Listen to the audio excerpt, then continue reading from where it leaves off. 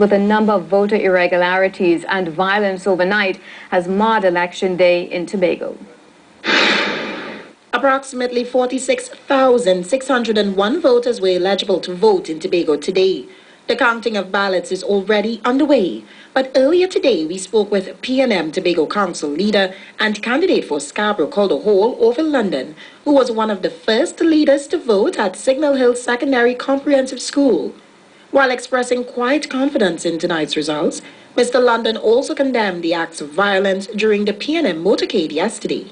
Obviously, any act of violence is, in fact, should be abhorred, should be condemned. Platform of Truth leader Ho-Joy Charles visited various polling stations earlier today. He cast his ballot at Golden Lane Government School shortly after 8 a.m.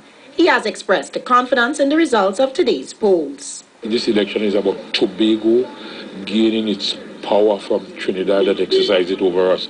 So this is an election for Tobago gaining its power from Trinidad control. We also caught up with PNM candidate for Providence Mason Hall, Mariah Sheldon Cunningham, casting his ballot at the Devines Road Primary School.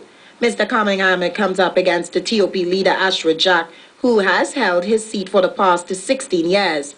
Mr. Jack said while he was in the process of casting his ballot, he observed a man in the vicinity of the Mount Grace Community Center soliciting votes. He expressed regret that the election process in Tobago has become polarized and said once elected Chief Secretary, he will begin the healing process. The TOP leader then sought to condemn the acts of violence during the campaign, as a number of PNM and TOP supporters were chopped during yesterday's motorcade. It is extremely regrettable that people descend into some of these things. I am going to see one of the young men who was chopped a bit later today. He's one of the persons who have been campaigning for us.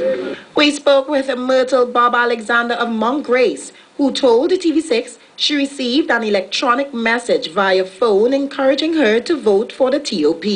They were saying if you wanted some, like a money something, and then at the end of it, it said, put your X next to the salmon tree.